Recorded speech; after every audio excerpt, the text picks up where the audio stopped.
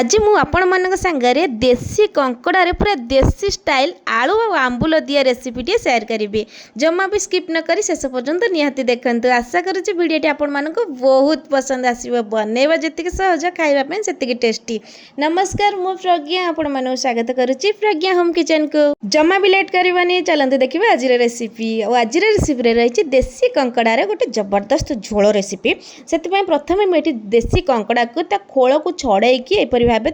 परिष्कार करके रखी नहीं से अल्प किसी लुण और हलदी देकी मैरिनेट करी। जदि आपण मानक कंकड़ा छड़ाइबार भिडियो दरकार होता है तो प्लीज कमेंट रे निहाती जणातु। मुझे भिडियो भी आपण मानक निहाती आनिबी। तो ये कंकड़ा को प्रथम खोल को छड़ाई नहीं जो कंकड़ार जो मोटा गोड़ गुड़ा अच्छे से गोड़ को मुझे अल्प किसी छेचिकी यही भाव रखी माने से गोड़ को खाली एमती फटई नहीं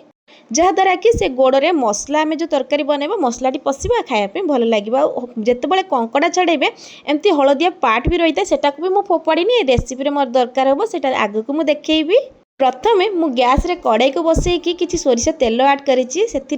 आगे कंकड़ा को भाजी नेबी। जेहेतु कंकड़ा को मैरिनेट करके रखी नहीं आगे से कंकड़ा को एथिरे देकी सब किसी कंकड़ा को मुझे आस्ते आस्ते करके भाजी नहीं। कंकड़ा भाजिया समय गैस रे फ्लेम लो टू मीडियम रखंतु। आ कंकड़ा को एपट सेपट करके पूरा लाल लाल हवा पर्यंत मुझे भाजी नहीं।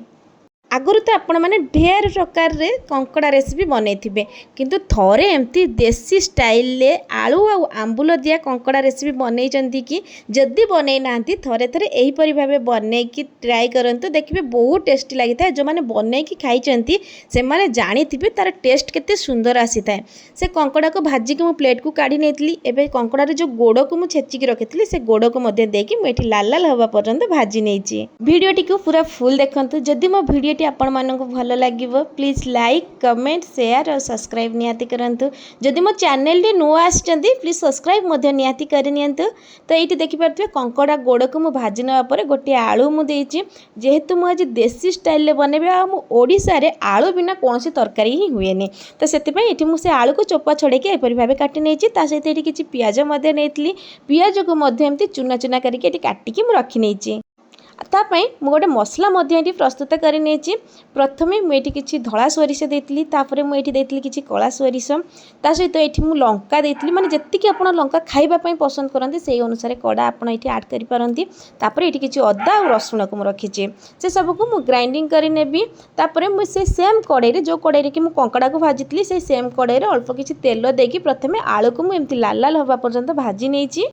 आ ये गोटे छोटिया टिप्स कहबी रसुण और अदा को अलग अलग बाटंतु आ सोरिष मसला को अलग बाटंतु। तो से सेम कड़ाई में आलू को भाजिकी तोली नबा परे जो तेल बड़ी से तेल में प्रथम ये पियाज दे देती से पियाज को मुझे लाल लाल हवा पर्यंत भाजी नहीं माने पियाज जमी आम पूरा भल भाव में भाजी हो पियाज ये देखिपे भाजिकी पूरा रेडी ये प्रथम अदा रसुण पेस्ट देवी। जेहेतु मुझे जो अदा और रसुण को अलग अलग बाटे आउ रहा सोरिष मसलाटा से अलग बाटे प्रथम मुझे अदा और रसुण को देकी ये भल भाव में भाजी नहीं जमी अदा और रसुण गोटे स्ट्रंग स्मेल थाए से स्मेल आमर पलैब आ मसलाटी पूरा भल भाव में भाजी हो। आगुरी तो आपण मैंने ढेर प्रकार कंकड़ा तरकारी खाई किंतु थोड़े थोड़े कंकड़ा तरकारी को यहीपरि बनाते देखिए बहुत टेस्टी लगी था। मसला को भल भाव में भाजी नहीं ये मुझे दुईटा टमाटो को गोटे चपर देकी चप कर नहीं से टमाटो को देकी किसी समय भाजी नेबी। ये देखिपे टमाटो आमर भल भाव में कषि हो गलानी। ये मुझे अल्प किसी लुण आड कर माने जी स्वाद अनुसार लुण आड करूँ जेहेतु आम जो कंकड़ा भाजी से भी लुण आड करते से स्वाद अनुसार ये लुण आड करूँ। मसला आमर ये भल भाव में पूरा रेडी होती मुझे किसी गुंड मसला आड करमती गुंड मसलार मुझे रखी हलदी गुंड किसी रखी धनिया गुंड ता सहित किसी रेड चिली पाउडर मुझे आड कर सबको देकी ये भल भाव में से मसला सांगे मिसई नहीं। मसला ये भल भाव में मिसई नहीं सारापर आम जो बाटिकी रखी मसलाटी माने सोरिष मसलाटी मुझे आड कर जेहेतु सोरिष मसला आम बेसी समय कषानी से आगे पियाज रसुण मसलाटी को मुझे भल भाव में कषि नहीं ही ये सोरिष मसलाटी को आड कर जेहेतु सोरिष मसला बेसी समय कषिले सोरिष मसलाटी पिता हो जाए से प्रथम अदा रसुण पेस्ट टी मुझे कषि नहीं सोरिष मसलाटी आड करी सोरिष मसला को किसी समय एमती मसला सहित कषि नापर सोरिष मसलार जो थाली रखी से धोईकी मुझे पानी ऐड करी जमा भी बेसी पानी देनी बस से थाली को धोईकी जी पानी दरकार होता है बस से पानी ही मुझे ऐड कर नहीं मसला आमर ये देखिपुर भल भाव पूरा कषि हो गलानी एवं भाजिक रखि आलू को मुझे ऐड कर नहीं आलू को से मसला सांगे किसी समय कषि नहीं आलू को मसला किसी समय कषि नहीं सारापर कभर घोड़े मुझे समय आलू को सीझापी छाड़ी देती जेहेतु आलू को आम भाजी नहीं से बेसी समय लगी न था सीझापी कभर खोलिकी आउ थे से आलू को भल भाव एपट सेपट कर भाजी नहीं आम जो कंकड़ार हलदिया पार्टा रखी से आम से मसलार मिसई नहीं माने मसला टी भल भाव कषिया पड़ता है ना माने कंकड़ार जो आइंसिया स्मेलटा आसे से स्मेलटा देता है से समय ही मसला टी अधिक समय कषा ही पड़ी था ये मसला को मुझे भल भाव पूरा कषि नहीं स्टेप्रे मुझे भाजिक रखी कंकड़ा को ऐड कर कंकड़ा को से आलू सांगे किसी समय कषि नहीं आउट गोटे छोटिया टिप्स मुझे सेयार करी मसलार कंकड़ा को जी समय पर्यंत कषिबे खावाई से तरकारी से भल लगी से लो फ्लेम रे कंकड़ा टी टाइम लगी था कषियापी आउट देखिपारे कंकड़ा टी कषि पूरा रेडी हो गलानी ये स्टेप्रे मुझे पानी ऐड कर